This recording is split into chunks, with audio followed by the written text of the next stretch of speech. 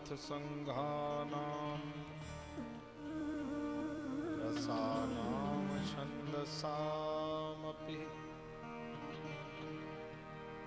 मंगलानां च कर्तारौ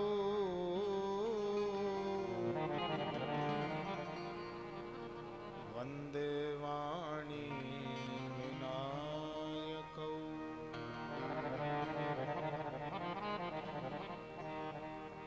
यत्र यत्र रघुनाथ कीर्तनं तत्र तत्र कृतमस्तकाञ्जलिं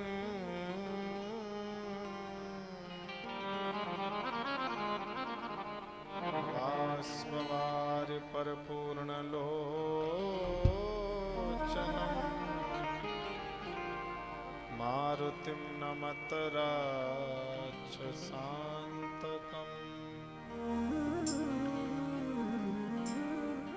कृष्णाय वासुदेवाय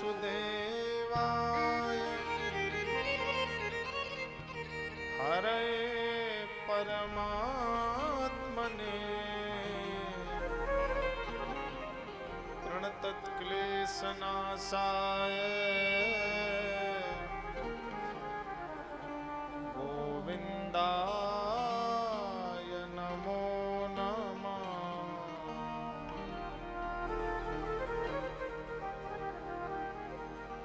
लेत सदा सुध दीन की सहज दया के धाम, जननी जनक राजेश के प्रभु श्री सीताराम। बोलिए सद्गुरुदेव भगवान की जय हो। श्रीमद्भागवत महापुराण की जय हो। श्री सुखदेव जी महाराज की जय हो। श्री परीक्षित जी महाराज की जय। सत्य सनातन धर्म की जय हो। नारायण नारायण नारायण। कल कलुष विनाशिनी काम सिद्धि प्रकाशिनी विबुध बुद्ध विलासिनी भूसुरेशु प्रकाशिनी इच्छित फल प्रदान करने वाली माँ भागवत गंगा के वाम तटस्थ स्थान पर विराजमान दूर दूर से आए हुए विद्वान मनीषी जन एवं श्रद्धामयी माताओं बहनों, बड़े ही सौभाग्य का विषय है। ग्राम सहा आलमपुर करीमगंज मैनपुरी उत्तर प्रदेश की पावन धरती से हम लोग बड़ी ही दिव्य चर्चा का श्रवण पान कर रहे हैं। कथा का द्वितीय दिवस, मिलजुल कर हम लोग हरि कथा में भाव और श्रद्धा से अपने जीवन को कृतार्थ करें। पूर्व में वाणी को पवित्र हरि नाम संकीर्तन के माध्यम से करेंगे। कथा के मुख्य यजमान श्रीमती शीला देवी एवं श्री विक्रम सिंह जी, श्रीमती पूनम एवं शशिकांत जी, यज्ञपति श्रीमती विकला एवं अरविंद सिंह जी, श्रीमती सुमन एवं गंभीर सिंह जी, उनके परिवारीजन क्षेत्रवासी सब बड़े ही श्रद्धा भाव से इस यज्ञ में लगे हैं। आइए मिलकर वाणी पवित्र बड़े भाव के साथ हम लोग करेंगे। जिस दिल में तुम्हारी याद रहे प्रभु दिल मेरा वह दिल कर दो।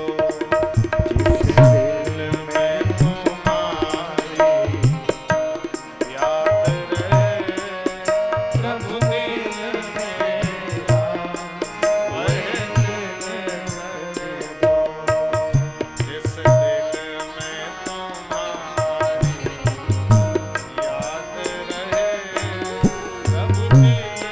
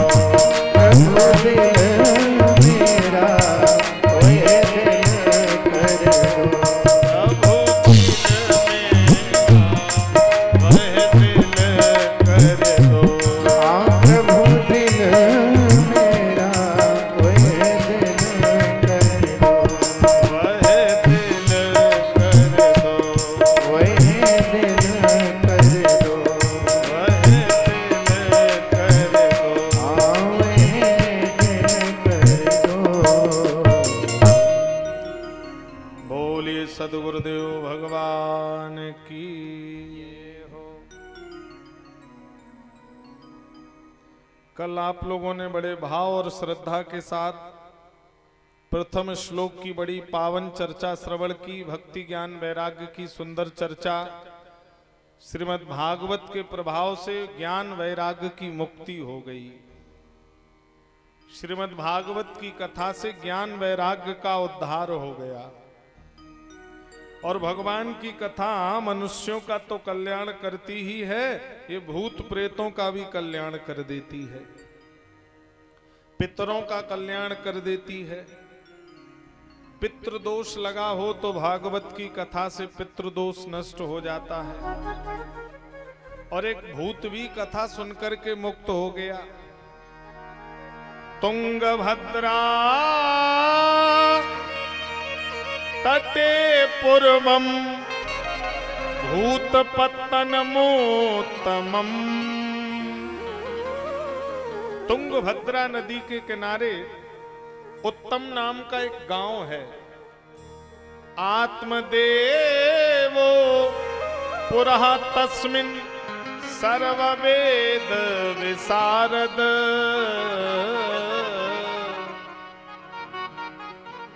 आत्मदेव नाम के पंडित जी रहते हैं। इनके चौथे पन तक कोई संतान नहीं हुई। इनकी पत्नी का नाम है धुंधुली। धुम धुम लाती इति तिशा धुंधुली व्याकरण से बनता है। जिसकी बुद्धि धुंधली पड़ जाए उसी का नाम धुंधुली। जिसकी सोचने समझने की शक्ति चली जाए उसी का नाम धुंधुली। अब ये अपने घर में जो गाय ले आते हैं वो गाय बांझ हो जाती है। और ये जो अपने हाथ से पौधा लगाते हैं तो वो फल फूल देना बंद हो जाता है। तो बोले मैं जीवित नहीं रहूंगा, ऐसा शरीर रखूंगा नहीं, मैं मर जाऊंगा। तो ये आत्महत्या करने गए। रास्ते में एक महात्मा जी मिल गए। कथम रोदसी विप्र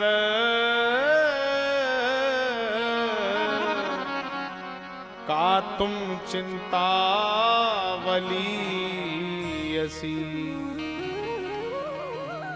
तुम्हें क्या चिंता है? कहां से आ रहे हो, कहां जा रहे हो?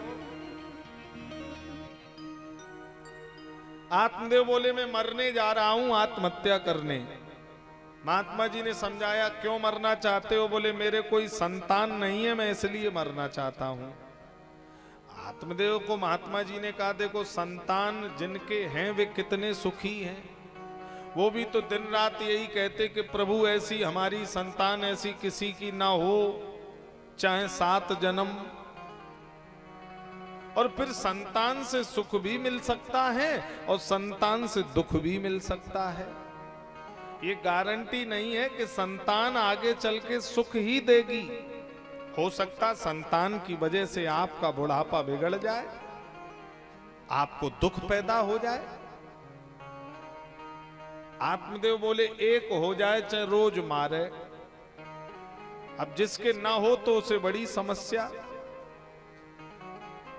अच्छा संत का दर्शन कब होता है? रामचरितमानस में गोस्वामी जी ने कहा है पुण्य पुंज बिनु मिले न संता।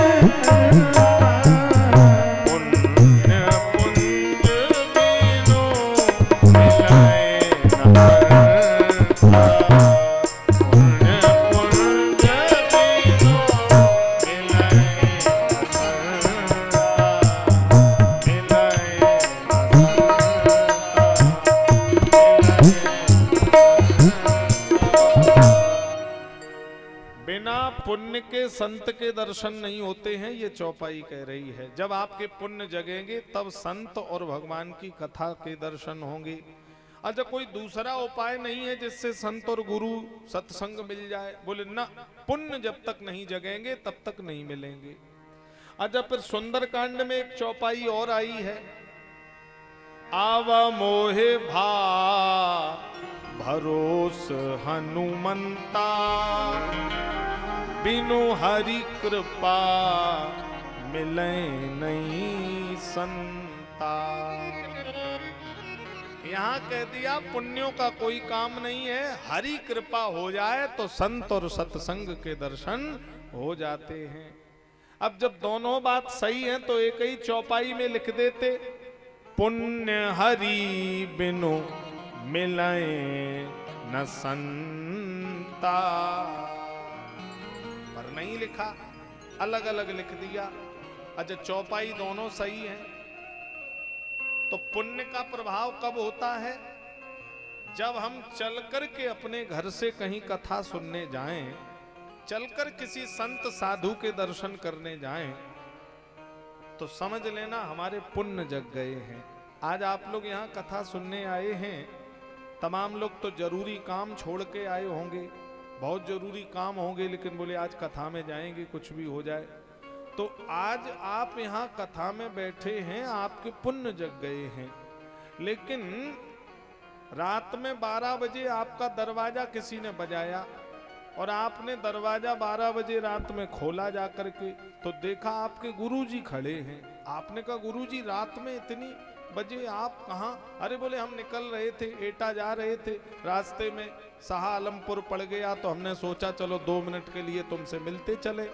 तो अचानक गुरुजी घर चलकर आ जाएं या कोई संत चलकर हमारे घर आ जाए तो पुण्यों का प्रभाव नहीं है, तो समझ लेना अब हरि कृपा हो गई है जो संत चलकर मेरे पास आए हैं। संत और गुरु चलकर हमारे पास आ जाएं तो हरि कृपा, और हम चलकर जाएं तो पुण्यों की कृपा। तो आज आत्मदेव के ऊपर हरि कृपा हो गई है। अब महात्मा जी ने बहुत समझाया, तुम भजन करो, सत्संग करो। नहीं है बच्चे, कोई बात नहीं, क्यों झंझट में पड़े हो? नहीं माने तो महात्मा जी ने एक फल दिया और कहा ये अपनी पत्नी को खिला देना, तुम्हारे पुत्र होगा। अब फल पत्नी को दिया, पत्नी से कहा खा लेना बेटा होगा। पत्नी का नाम है धुंधुली। अब मन में सोच रही फल खाऊंगी, फल भक्षेण गर्भास्याद गर्वेण उदर वृद्धिता। फल माने फल, भक्षेण माने खाऊंगी, तो गर्भास्याद माने गर्भ, उदर माने पेट, वृद्धिता माने बढ़ेगा, और पेट बढ़ेगा तो स्वल्प भक्षम, स्वल्प माने कम, भक्षम माने भोजन, ततो शक्ति। जब भोजन कम कर पाऊंगी तो हाथ पैर कमजोर पड़ जाएंगे, फिर गृह कार्यम कथम भवेत, तो घर का काम काज कैसे होगा? तो हम तो घर में चारपाई पे लेटी रहेंगी और हमारे घर का काम करने के लिए ननंदा संद रे दिया, हमारी ननदें बुलाई जाएंगी, और पता लगे हम घर में ही लेटे रहें और ननदें सब थरिया कटुरिया धीरे धीरे यहां से मैनपुरी और करेल सब ढोले जाएं। देखो यहाँ की नंदें ऐसी नहीं है, कहीं कहीं गड़बड़ कर देती हैं। तो धुंधली कह रही मैं फल नहीं खाऊंगी, फिर सोच रही है द्वैवाद घाटी ब्रजेद ग्रामे पलायेद गर्वणी कथम। मई और जून के महीने में जब लपट चलती है, तो जब लपट चलती है मई जून के महीने में, तो गांव में आग लगेगी। अच्छा पुराने जमाने में हर घर पे छप्पर रखे रहते थे, और एक छप्पर में आग लगती थी तो पूरा गांव धू धू करके जलने लगता था। तो धुंधली सोच रही अगर एक घर में आग लगी तो पूरा गांव जलेगा और सब निकल निकल भाग जाएंगे। हम गर्भवती हैं तो हम तो भाग भी नहीं पाएंगे। पलायेद गर्भणी कथम, हम तो उसी आग में जलकर मर जाएंगी, हम फल के चक्कर में नहीं पड़ेंगी। और फिर सोच रही है कहीं गर्भ अगर त्रिशंकु की तरह टेढ़ा रह गया तो मर जाऊंगी। फिर सोच रही है कहीं गर्भ सुखदेव की तरह 16 वर्ष पेट में रखा रह गया तो मर जाऊंगी।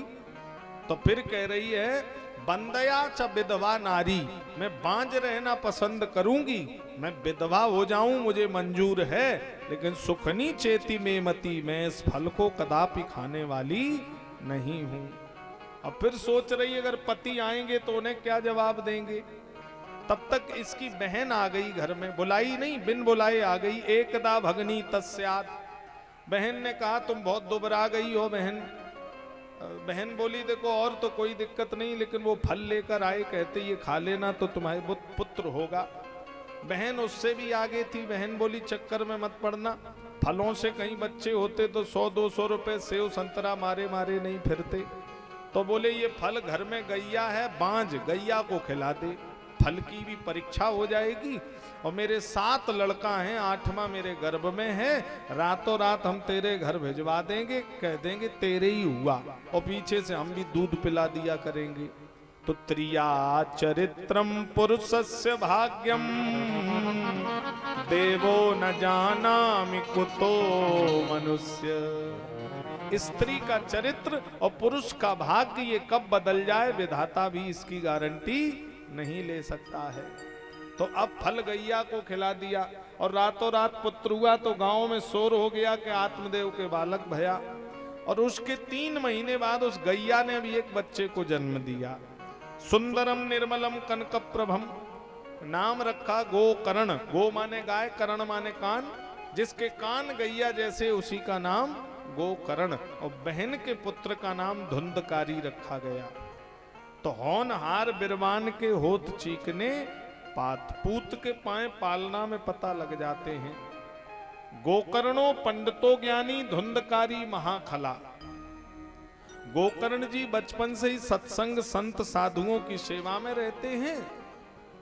और धुंधकारी शराब पिए, जुआ खेले, वैश्यावृत्ति करे, महाखला। और एक दिन ये अपने घर में 5 वैश्या ले आया। आत्मदेव ने देखा जो घर वेदालय था वो इसने वैश्यालय बना दिया।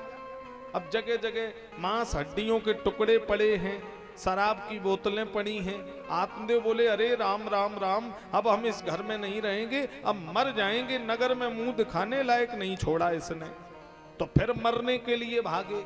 अब देखो पहले मरने भागे थे, संतान नहीं थी उसकी वजह से, और अब मरने भागे उसी संतान की वजह से। तब महात्मा जी ने कहा भी था कि संतान से सुख भी मिल सकता है और संतान से दुख भी मिल सकता। कोई गारंटी नहीं कि आपका बच्चा आपको बुढ़ापे में सुख देगा, हो सकता दुख का कारण बन जाए। तो रास्ते में गोकर्ण जी मिल गए, इनके छोटे बेटा। गोकर्ण ने कहा पिताजी कहां जा रहे हो? अरे बेटा तेरे भैया ने नगर में मोह दिखाने लायक नहीं छोड़ा, अब हम मर जाएंगे। तो गोकर्ण जी सत्संगी हैं।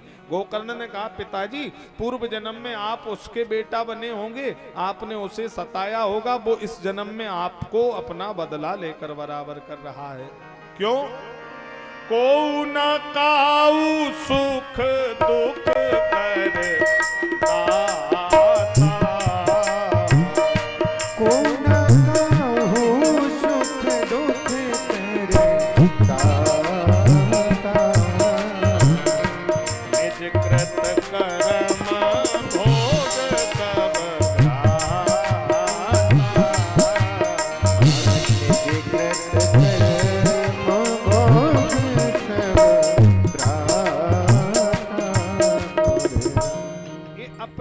कर्मों का फल है, जो जैसा करेगा वो वैसा भरेगा।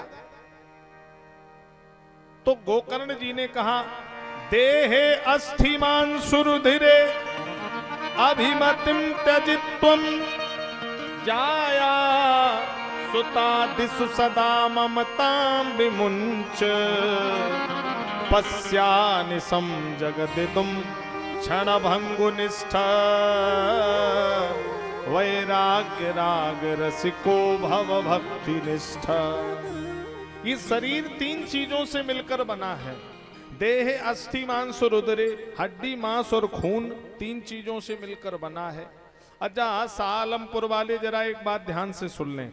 कोई ऐसा बिल्डर पूरे विश्व में, पूरी दुनिया में हमें आप ऐसा बता दीजिए जो 1 फुट जगह पर 2 पिलर लगाकर 7 मंजिल की बिल्डिंग बनाकर तैयार कर दे।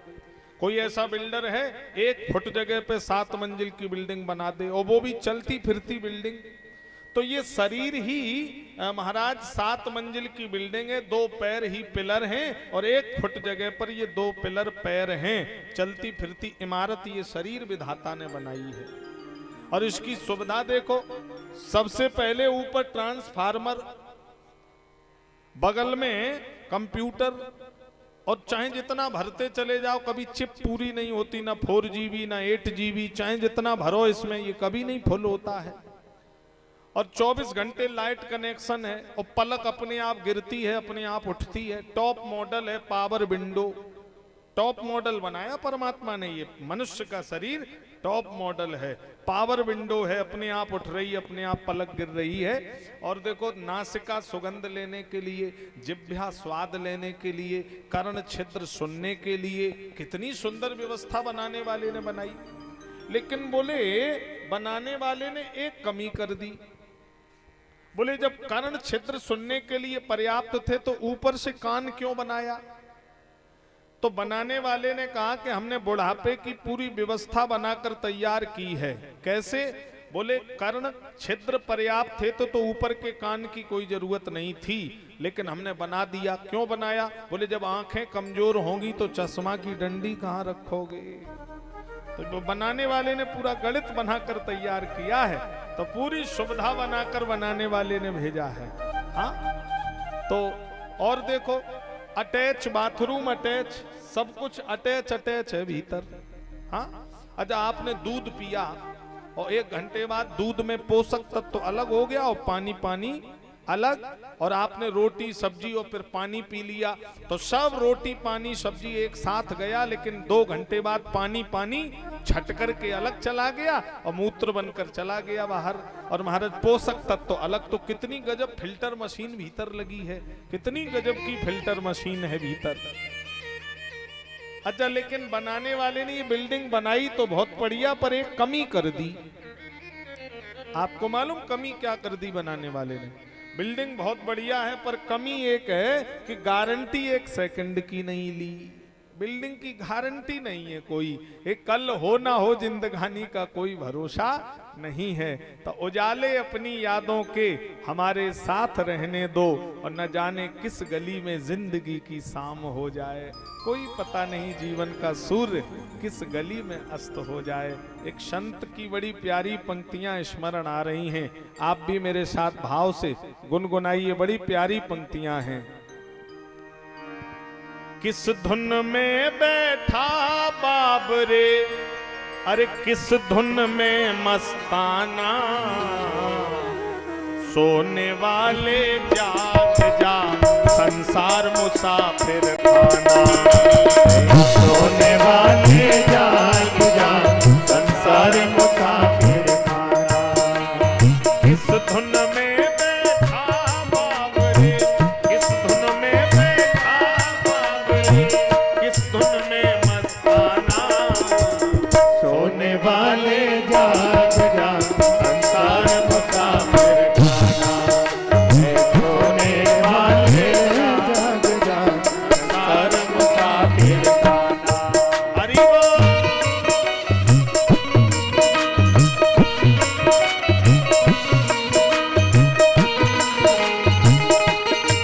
ताली बजाते हुए प्रेम से हरि बोल।